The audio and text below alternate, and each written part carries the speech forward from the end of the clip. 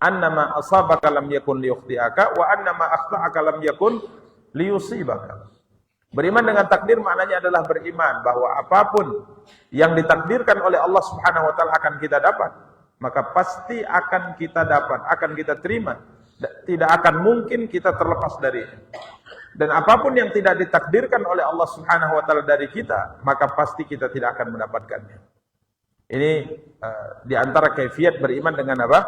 Dengan takdir. Intinya, kalau kita berbicara tentang apa yang terjadi pada setiap kita, maka tatkala kita beriman dengan takdir berarti apapun yang kita alami dalam kehidupan ini sampai kita nanti bertemu dengan Allah, bahkan sampai nanti di akhirat, semuanya adalah perkara terjadinya sudah diketahui oleh Allah, terjadinya sudah ditulis oleh Allah, terjadinya telah dikehendaki oleh Allah, dan terjadinya diciptakan oleh Allah Subhanahu wa taala. Hanya saja sebagaimana pada pembahasan-pembahasan sebelumnya, banyak orang bertanya-tanya, kalau seandainya semuanya sudah diketahui, semuanya sudah ditulis, dan tatkala terjadi dikehendaki, dan tatkala ada dan terjadi dia diciptakan oleh Allah, lalu apa gunanya kita beribadah? Maka kita telah jelaskan para ikhwah dan akhwat yang dimuliakan dan dirahmati Allah, takdir itu merupakan rahasia. Rahasia Allah. Allah Subhanahu wa taala tidak menyingkap kepada siapapun takdir seseorang atas apa yang akan terjadi pada dirinya.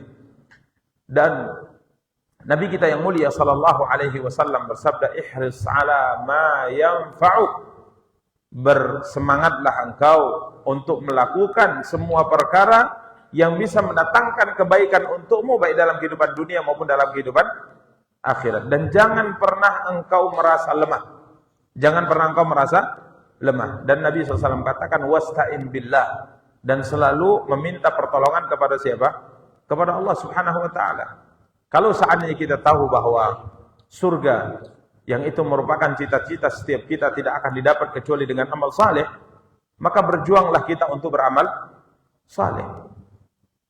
Adapun apakah kita nanti akan masuk ke dalam surga atau tidak, itu rahasia. Allah tidak singkap kepada siapapun, tapi Allah berikan kepada kita akal sehat, Allah berikan kepada kita kekuatan, Allah berikan kepada kita kehendak, Allah berikan kepada kita pengetahuan, dan kita tahu bahwa surga itu tidak akan didapat kecuali dengan amal saleh. Maka kita berjuang untuk melakukan amal saleh agar kita bisa masuk ke dalam surga. Sebaliknya neraka yang kita khawatirkan, yang kita takutkan tersebut, ya, tidak akan selamat orang darinya kecuali meninggalkan perkara-perkara yang diharamkan oleh Allah Subhanahu wa taala. Maka kita berjuang untuk meninggalkan perkara-perkara yang diharamkan oleh Allah Subhanahu wa taala, dan sekalipun kita tidak tahu apakah kita nantinya akan masuk neraka atau masuk surga. Tapi ingat, innallaha la yudhi'u ajral muhsinin. Sesungguhnya Allah Subhanahu wa taala tidak akan menyia-nyiakan amal perbuatan orang-orang yang berbuat baik. Karenanya Allah Subhanahu wa taala berfirman dalam surat Al-Lail menjelaskan ya tentang kemudahan yang akan Allah berikan kepada orang yang melakukan kebaikan, dan perkara kemudahan yang lainnya yang akan Allah berikan pada orang-orang yang melakukan kejahatan. Allah berfirman, fa amma man aqa wattaqa wa saddaqa bil husna fasanuyassiruhu lil yusra. Adapun orang yang aqa wattaqa, dia bersedekah dan dia bertakwa kepada Allah, menjalankan perintah Allah dan menjauhi larangan Allah Subhanahu wa taala, wa saddaqa bil husna, dan dia membenarkan dengan balasan yang baik nanti di akhirat, dia membenarkan surga. Maka Allah berfirman, fasanuyassiruhu lil yusra, maka sungguh kami akan mudahkan ia untuk menempuh jalan yang mudah. Tatkala seorang bertakwa kepada Allah, menjalankan perintahnya dan menjauhi larangan Allah Subhanahu wa taala, maka Allah SWT akan mudahkan ia untuk menempuh jalan surga. Sebaliknya, fa'amma man bakhila wastaghna, adapun orang yang bakhil, tidak mau bersedekah, wastaghna, dan merasa bahwa dirinya tidak butuh lagi dengan Allah Subhanahu wa taala, wa kadzdzaba bil husna, dan mendustakan dengan balasan terbaik, mendustakan hari akhirat, mendustakan surga Allah Subhanahu wa taala, maka Allah berfirman, fasanuyassiruhu lil usra, maka kami akan mudahkan dia untuk menempuh jalan yang sulit, yakni jalan menuju ke dalam neraka Allah Subhanahu wa taala. Karenanya para ikhwah dan akhwat yang dimuliakan dan dirahmati Allah, mari berusaha kita menjalankan apa yang diperintahkan oleh Allah, menjauhi apa yang dilarang oleh Allah, agar takdir kita nantinya kemana? Ke surga Allah Subhanahu wa ta'ala. Bukan malah mengatakan untuk apa saya beribadah, untuk saya apa salat, untuk apa saya melakukan ketaatan kalau toh ujungnya saya akan masuk ke dalam neraka. Bukan itu ucapan seorang muslim. Akan tapi dia mengatakan, saya akan salat, saya akan puasa, saya akan bersedekah, saya akan beramal saleh, saya berharap saya akan masuk surga Allah Subhanahu wa ta'ala. Ya, ini para ikhwah dan akhwat yang dimuliakan dan dirahmati oleh Allah Subhanahu wa ta'ala, yang harus dilakukan oleh seorang muslim dalam kehidupannya. Ini masalah yang kedua, bayan kaifiyati al-iman. Dalam bab ini kita bisa mengetahui tentang adanya penjelasan bagaimana tata cara beriman dengan takdir yang benar. Kemudian masalah yang ketiga, ihbatu amali man lam yu'min bihi. Ya, dihapusnya, sirnanya semua amal seseorang yang tidak beriman dengan apa? Dengan takdir.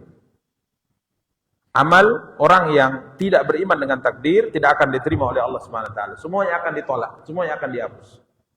Ini menunjukkan bahwa mengingkari rukun iman merupakan sebab seorang keluar dari Islam. Hatta sekalipun yang diingkarinya satu. Ada rukun iman yang 6 itu dia ingkari satu saja. 5-nya dia imani, maka ini sudah cukup menyebabkan keislamannya apa? Batal, tidak sah. Sehingga ia tatkala melakukan amal saleh apapun maka tidak akan diterima oleh Allah Subhanahu wa taala. Sebagaimana dalam hadis yang telah kita bacakan pada pertemuan yang lalu, para sahabat mengatakan, ya, beberapa orang sahabat ungkapannya sama, perkataannya sama, mereka mengatakan, ya, sekalipun seandainya di antara mereka memiliki emas sebesar gunung Uhud, memiliki emas sebesar gunung Uhud, thumma anfaqahu, kemudian dia sedekahkan emas tersebut. Dia sedekahkan emas tersebut, maqabilahu minhu hatta yu'mina bil qadar. Allah tidak akan terima sedekah yang besar itu. Emas sebesar gunung Uhud tidak akan diterima oleh Allah sampai ia beriman dengan apa? Takdir. Ini menunjukkan bahwa beriman dengan takdir merupakan kewajiban, dan siapa yang tidak beriman dengan takdir berarti amalnya ditolak oleh Allah Subhanahu wa taala, sama seperti amal-amal orang-orang yang tidak beriman kepada Allah Subhanahu wa taala. Demikian para ikhwah dan akhwat yang dimuliakan dan dirahmati oleh Allah Subhanahu wa taala. Kemudian masalah yang keempat, al-ikhbaru anna ahadan la yajidu ta'mal iman hatta yu'mina bihi. Di sana ada informasi yang disampaikan dari seorang sahabat bahwa seseorang itu tidak akan merasakan, tidak akan bisa merasakan manisnya iman sampai ia beriman dengan apa? Dengan takdir. Tidak akan bisa merasakan manisnya iman sampai seseorang itu beriman dengan apa? Dengan takdir. Kita telah jelaskan pada pertemuan yang lalu bahwa iman itu memiliki apa? Rasa. Iman memiliki rasa. Bahkan rasa iman itu lebih manis dari gula, bahkan lebih manis dari madu. Ya. Dan seorang muslim sebagaimana kita jelaskan harus berusaha untuk bisa merasakan manisnya iman. Bisa merasakan manisnya iman. Bahkan Syekhul Islam pernah berkata rahimahullahu taala bahwa seorang yang hidup di atas muka bumi tidak akan bisa masuk ke surga di dunia nanti, di akhirat nanti, kecuali apabila ia masuk terlebih dahulu di surga dunia. Bahkan mereka mengatakan orang yang paling miskin yang hidup di atas muka bumi, dari semenjak ia hidup sampai dia mati, ia tidak pernah merasakan sesuatu yang paling lezat di atas muka bumi. Ini orang paling miskin. Tatkala ditanya apa yang paling lezat, yang paling nikmat di atas muka bumi, maka mereka mengatakan iman kepada Allah, ketaatan kepada Allah Subhanahu wa taala. Karenanya para ikhwan dan akhwat yang dimuliakan dan dirahmati Allah, kita mesti berjuang untuk bisa merasakan manisnya apa? iman. Merasa bahagia setelah kita mengerjakan ibadah, merasa bahagia setelah kita mengerjakan salat, merasa bahagia setelah kita membaca Al-Quran, merasa bahagia setelah kita berzikir pada Allah. Ini bagian daripada iman. Yang mana ini semua memiliki apa? Rasa. Sehingga disebutkan, ya subhanallah, kadang-kadang ada satu ibadah tertentu yang terbiasa dilakukan oleh seseorang, kemudian tatkala dia akan melakukannya, maka hatinya itu berbunga-bunga. Dan tatkala ia bisa melakukannya, maka kebahagiaannya sangat luar biasa dia rasakan. Karena Nabi kita yang mulia sallallahu alaihi wa alihi wasallam, Nabi kita yang mulia sallallahu alaihi wa alihi wasallam pernah berkata, waju'ilat qurratu aini fis shalah, dijadikan ketentraman hatiku di dalam salat. Beliau telah merasakan manisnya apa? Ibadah salat.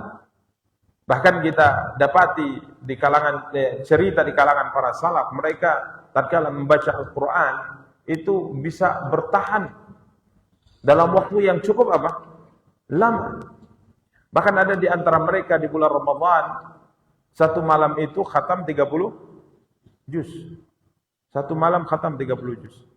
Ada di antara mereka yang salat satu malam suntuk.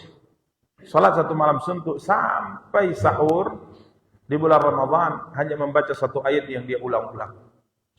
Ini tidak mungkin bisa melakukan seperti ini kecuali apabila ia sudah merasakan apa? Manisnya iman, manisnya ibadah tadi.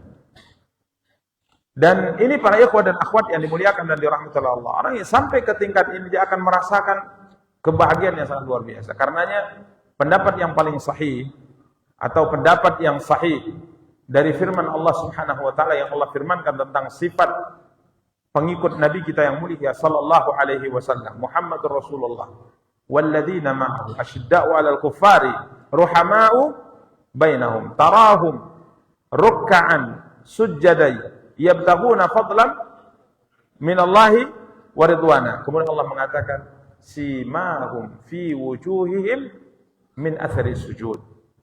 Simahum fi wujuh min athari sujud, bahwa Muhammad dan pengikutnya itu terlihat dari wajahnya bekas apa? Sujud. Para ulama ahli tafsir mengatakan, tatkala tafsirkan simahum fi wujuh min athari sujud, di wajah mereka terlihat bekas sujud, terlihat tanda sujud. Mereka mengatakan bukan tanda hitam yang ada di kening, di jidat, bukan itu maksudnya. Bukan itu maksudnya. Karena kadang-kadang orang punya kulit yang agak tebal, ada kulit yang tipis.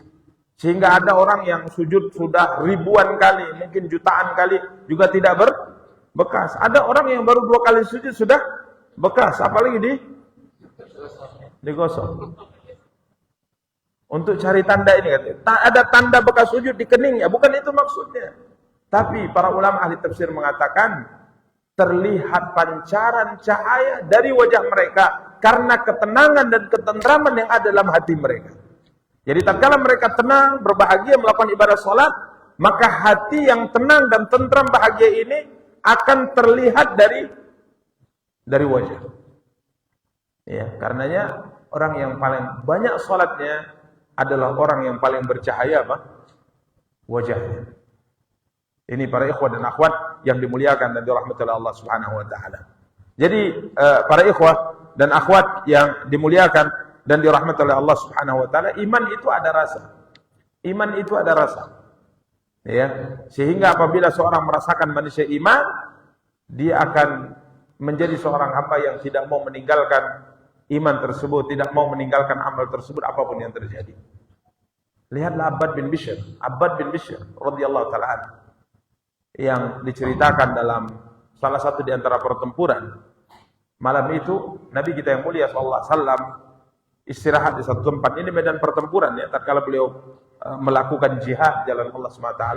Maka beliau kala itu berkata kepada para sahabat, man yahrusunal laila, siapa yang malam ini bisa ronda, bisa jaga, karena pasukan akan istirahat. Maka berkata Abbad bin Bishr dan Salman Al-Farisi radhiyallahu ta'ala, kami ya Rasulullah, kami akan menjaga. Maka Nabi kita yang mulia sallallahu alaihi wasallam mengatakan pada mereka berdua, jagalah di tempat ini dan ini.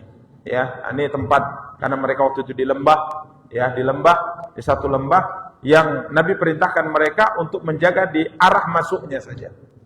Maka akhirnya mereka pun duduk, ya, para sahabat dan Rasulullah SAW semuanya tidur. Maka karena begitu sangat heningnya, berkatalah Abbad bin Bishr kepada Salman, wahai saudaraku Salman, atau Salman yang mengatakan pada Abbad, apa pendapatmu jika sana kita bergantian? Ini kalau kita terus jaga sampai nanti subuh, khawatirnya di akhir kita sama-sama apa? Sama-sama tidur. Jadi bagaimana kita bergantian? Apakah kamu yang tidur dulu atau saya yang tidur dulu? Maka Abbad mengatakan, Salman, silakan Anda yang tidur dulu, saya yang jaga. Maka Salman pun berbaring dan beliau pun tidur. Abbad bin Bishr dalam keheningan malam, beliau adalah ahli ibadah, beliau adalah penghafal Al-Quran.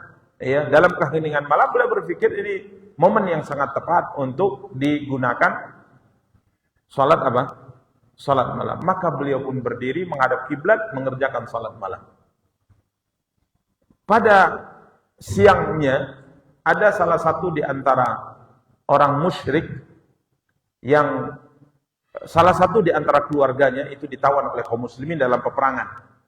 Sehingga dia bersumpah, saya tidak akan kembali atau saya tidak akan tenang kecuali harus menumpahkan darah seorang dari tentara kaum muslimin sebagai balas dendam. Maka dia intai pergerakan pasukan Rasulullah SAW sampai malam hari masuk ke lembah, kemudian istirahat. Dia intai, dia ingin menyerang tiba-tiba walaupun sendiri, minimal ada seorang dari mereka yang ditumpahkan apa? Darahnya sebagai bentuk balas dendam dan menyelesaikan sumpahnya. Karena dia bersumpah atas nama Tuhan. Kiranya tatkala dia mendekat, ada satu orang yang berdiri. Kiranya itu penjaganya. Ya tidak mungkin dia masuk menerobos. Maka dia siapkan panah, kemudian dilepaskan kepada orang yang salat berdiri tadi, yakni Abbad bin Bishr radhiyallahu ta'ala. Kena. Tapi Abbad tidak membatalkan sholatnya. Dia cabut panahnya, dia lanjutkan sholatnya. Karena kenanya tidak pada posisi yang mematikan. Kalau kena jantung langsung tewas. Ya, dia cabut, kemudian dia lanjutkan sholatnya. Di panah kedua, kena juga, tapi juga tidak pada titik yang mematikan. Maka dia cabut, dia lanjutkan sholatnya. Yang ketiga, baru dia sadar, ini bahaya. Kalau seandainya saya lanjutkan sholat, tiba-tiba panah yang keempat menancap di tempat yang mematikan, saya mati, Salman dalam kondisi tidur, maka Nabi dan pasukan kaum muslimin yang sedang istirahat akan diserang. Maka ia pun langsung ruku, kemudian i'tidal dengan cepat, kemudian sujud dan dia tarik siapa? Salman Farisi. Dibangunkan Salman. Maka Salman melihat darah bersimbah di tubuh temannya, ini Abbad bin Bishr, maka dia pun bangkit mengambil senjatanya, maka orang musyrik tadi pun lari. Maka Salman bertanya, wahai saudara, apa yang menghalangimu untuk membangunkanku di bidikan yang pertama? Di bidikan yang pertama. Maka Abbad mengatakan, demi Allah ya Salman, saya sedang membaca satu surat, tapi saya lupa suratnya surat apa. Apakah surat Al-Kahfi atau surat yang lainnya? Saya terlupakan saya surat apa yang dia baca. Demi Allah saya sedang membaca satu surat. Saya sedang membaca satu surat. Demi Allah, kalau bukan karena tugas untuk menjaga Nabi dan pasukan kita, kaum muslimin, maka lebih bagus saya mati daripada saya memutus bacaan Quran saya terhadap surat itu. Ini subhanallah para ikhwan. Kita jangankan panah. Apa? Nyamuk saja.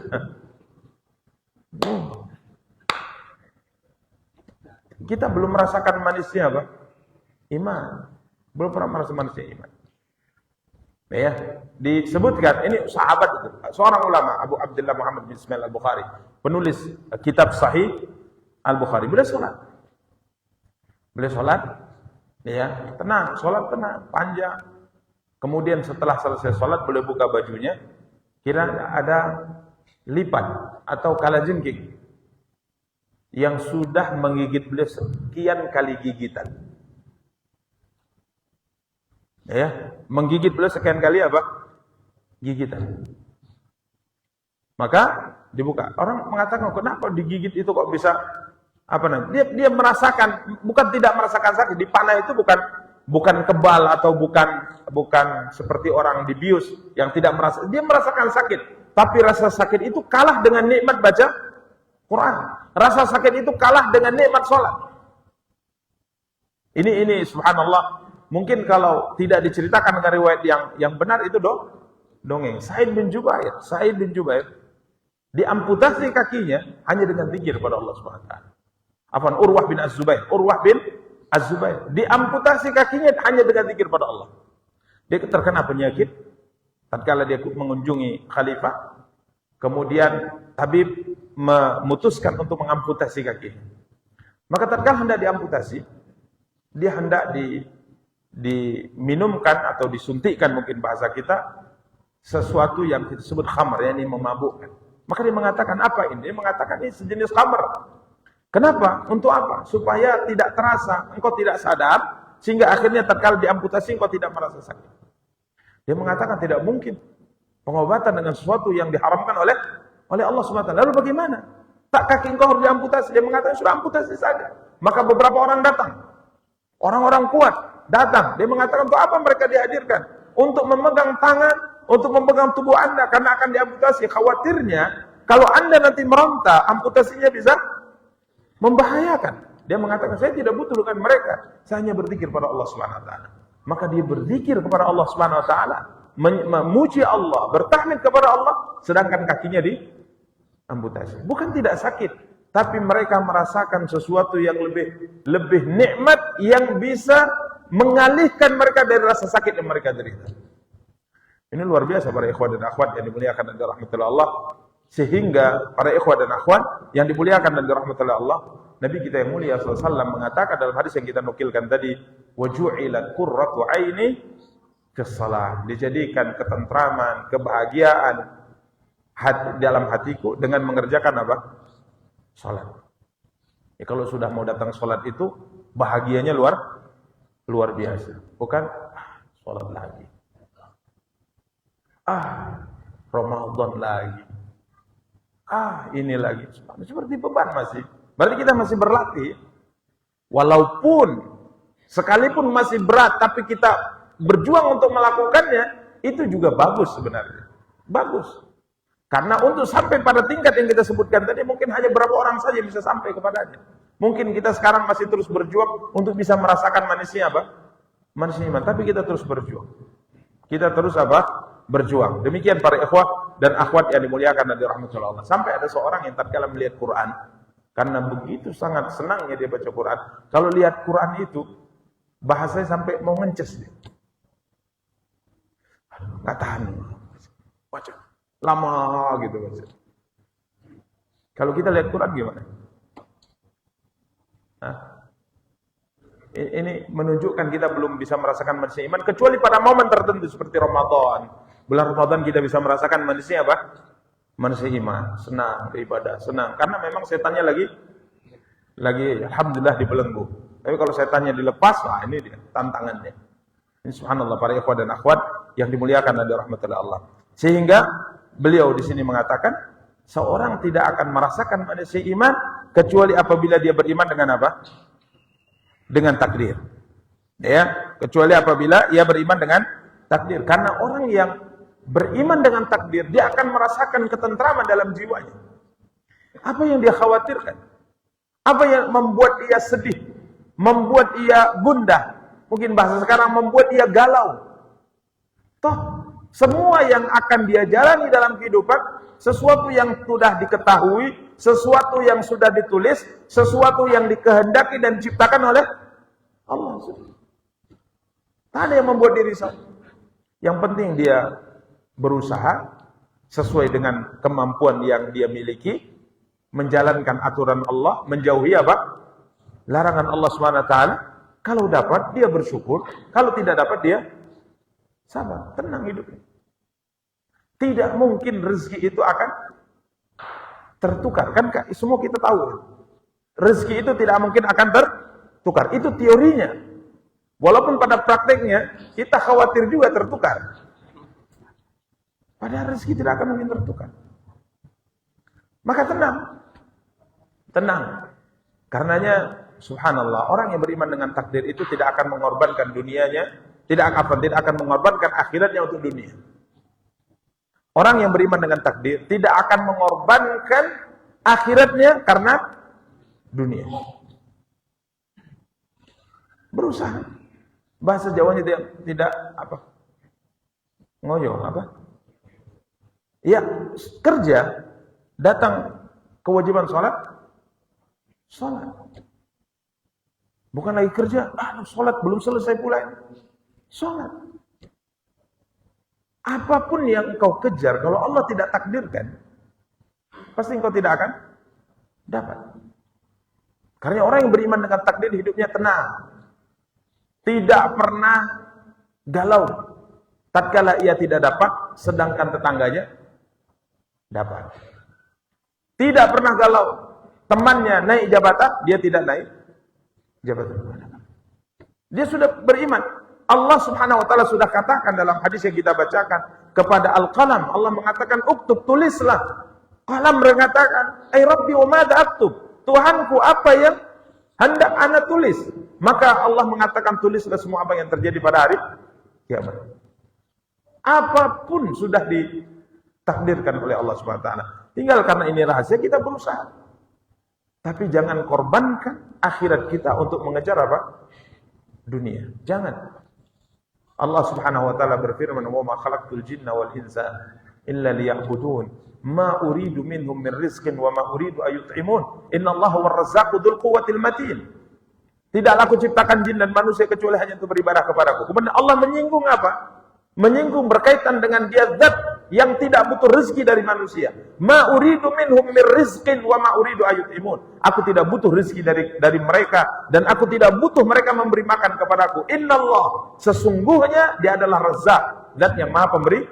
Seakan-akan kata para ulama dalam tafsirkan ayat ini, Allah mengatakan fokus Anda melakukan apa yang Tuhan ciptakan Anda untuk melakukan. Fokus ibadah kepada Allah Subhanahu wa taala. Berikhtiar sesuai dengan kemampuan, sedangkan rezeki Allah yang akan atur.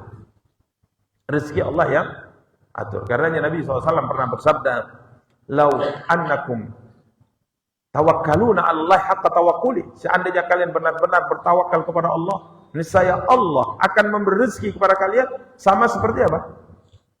Memberi rezeki seekor burung. Taghdu khimasan, pagi harinya pergi dalam keadaan perutnya apa? Kosong. Wa taruhu bitanan, sore harinya pulang dalam keadaan perutnya apa? Perutnya kenyang. Sesuai. Ya sudah, yang penting berangkat saja usaha. Berangkat saja usaha, berusaha kemudian tawakal kepada siapa? Kepada Allah. Jangan korbankan akhirat demi untuk mengejar apa? Dunia. Sekalipun kita habiskan waktu kita untuk mengejar dunia dan kita korbankan akhirat kita untuk dunia, kalau Allah tidak takdirkan juga tidak akan dapat. Karena hadis mengatakan, annama akhta'aka lam yakun liyusibaka wa ma asabaka lam yakun liyukhti'ak. Ya, demikian para ikhwah dan akhwat yang dimuliakan dan dirahmati oleh Allah Subhanahu wa taala. Jadi orang yang beriman dengan takdir akan merasakan ketenangan, akan merasakan ketentraman. Karenanya belajarlah takdir dengan baik dan benar. Baca ayatnya, baca hadisnya, ya baca penjelasan para ulamanya, sehingga kita akan menjadi orang yang hidup tenang, bahagia, hidup di atas muka bumi. Kemudian yang kelima, masalah yang kelima, zikru awwali ma khalaqallah. Kita mengetahui dari bab makhluk yang pertama diciptakan oleh Allah Subhanahu wa taala. Makhluk yang pertama yang diciptakan oleh Allah Subhanahu wa taala. Disebutkan dalam riwayat Al-Qalam, pena. Walaupun ada riwayat yang lain yang menyebutkan bahwa makhluk yang pertama kali diciptakan adalah arsy. Arsy. Ya, ini ada sisi riwayat yang berbeda, ya, yang dijelaskan oleh para ulama rahimahumullahu taala. Dan penulis sepertinya lebih condong kepada pendapat bahwa qalam lebih dahulu diciptakan sebelum arsy. Walaupun ada pendapat yang kedua, arsy lebih dahulu diciptakan sebelum qalam. Demikian para ikhwah dan akhwat yang dimuliakan dan dirahmati oleh Allah. Kemudian yang keenam, annahu jara bil maqadir fi tilka sa'ila annahu jara bil maqadiri fi tilka sa'ati ila yaumi qiyamis sa'ah. seketika itu juga, yakni tatkala Allah perintahkan kalam untuk menulis, maka kalam mengatakan, "Ai Tuhanku, apa yang hendak saya tulis?"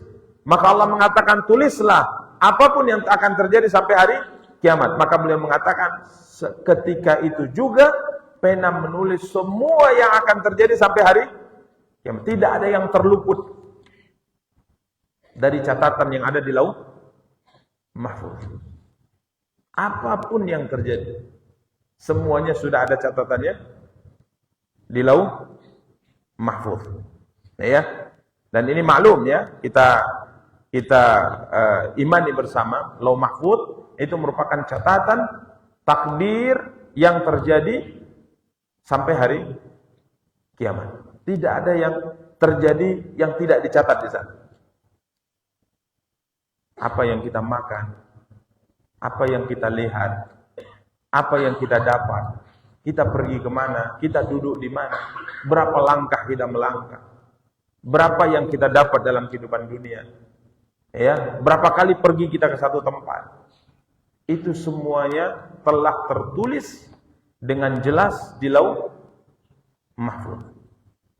Ya, ini merupakan hal yang diimani oleh setiap muslim.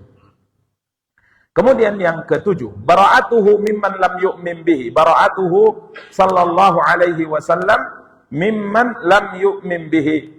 Nabi berlepas diri dari orang-orang yang tidak beriman dengan takdir.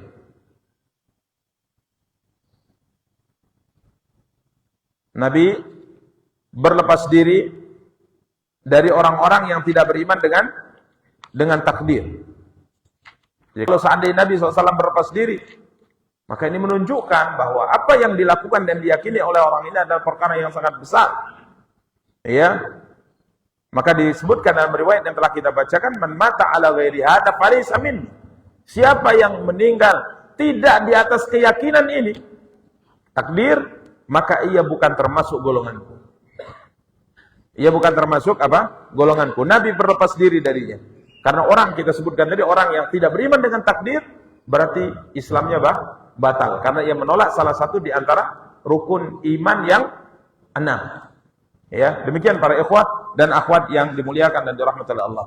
Poin ke-8, adatus salaf fi izalati syubhah bisu'alil ulama. Kebiasaan orang-orang saleh dahulu dari kalangan tabi'in, atba'ut tabi'in, mereka kebiasaan mereka menghilangkan syubhat. Syubhat itu perkara samar. Perkara yang samar. Halal itu jelas, haram itu jelas. Kebenaran itu jelas, kebatilan itu jelas. Tapi kadang-kadang di antara dua ini, antara halal dan haram, antara batil dan kebenaran, itu bagi sebagian orang masih apa? Samar. Apakah ini benar ataukah salah? Apakah ini halal ataukah haram? Jadi untuk menghilangkan syubhat-syubhat seperti ini, kebiasaan salaf dahulu caranya adalah bertanya kepada siapa? Ulama. Bertanya kepada ulama. Coba lihat contoh yang pertama dalam bab ini. Yahya bin Ya'mar dengan temannya datang dari Basrah menemui Abdullah bin Umar, bertanya tentang fenomena yang terjadi di kota mereka, adanya sekelompok orang yang semangat belajar tapi mengingkari apa? Takdir. Kemana mereka bertanya? Kepada Abdullah bin Umar. Kemudian seorang tabi'in yang datang kepada Ubay bin Ka'ab, dia mengatakan di hatiku ada ganjalan tentang apa? Takdir. Dia tanya kepada Ubay bin Ka'ab, seorang ulama. Begitu juga cerita-cerita yang lain. Ada sekelompok orang Khawarij. Mereka mengatakan nanti setelah musim haji kita umumkan, kita tampakkan pemikiran kita. Tapi qaddar Allah, di musim haji mereka bertemu dengan Jabir bin Abdullah, kemudian mereka bertanya. Akhirnya syubhat mereka apa?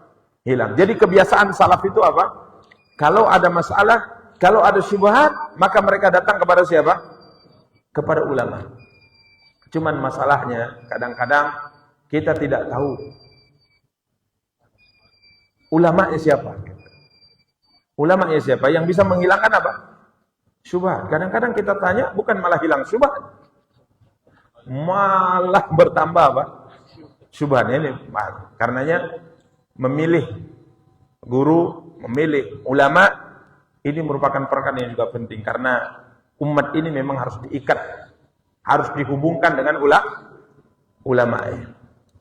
Karena kita kadang-kadang nasallahu salam wal afiyah, kalau sudah pakai sorban, pakai jubah, janggutnya panjang, bahasa Arabnya bagus, itulah ulama.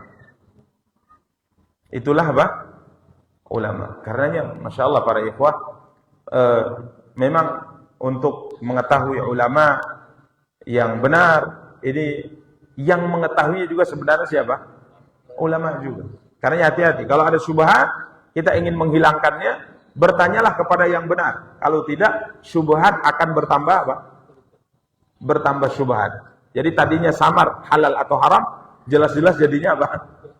Jadi yang halal jadi haram, yang haram jadi halal. Nasallallahu salamul afiyah. Jadi kebiasaan mereka kalau ada masalah, ada syubhat yang mereka rasa, mereka mendatangi ulama, kemudian mereka meminta solusi, bertanya kepada mereka, dan nanti ada poinnya, kebiasaan ulama itu kalau ditanya, maka mereka menjawab pertanyaan dengan dalil. Abdullah bin Umar nukilkan dalil. Rasulullah bersabda. Ubay bin Ka'ab mengatakan Rasulullah bersabda. Jabir bin Abdullah mengatakan Rasulullah bersabda. Ini cara untuk menghilangkan apa? Syubhat. Cara menghilangkan syubhat dengan menukil firman Allah dan sabda siapa? Rasulullah sallallahu alaihi wa alihi wasallam. Demikian para ikhwah dan akhwat yang dimuliakan dan dirahmati Allah yang dapat kita sampaikan. Insyaallah pada pertemuan yang akan datang kita akan lanjutkan sedikit lagi masail dalam bab ini sebelum kita masuk di bab ke 60 ya, bab 60 berkaitan dengan ancaman yang sangat keras bagi orang-orang yang melukis makhluk yang bernyawa atau menggambar makhluk yang bernyawa. Akan masuk pada bab ke-60 insyaallah taala pada pertemuan yang akan datang. Kita cukupkan, subhanakallahumma bihamdika asyhadu an la ilaha illa anta astaghfiruka wa atubu ilaik. Wassalamualaikum warahmatullahi wabarakatuh.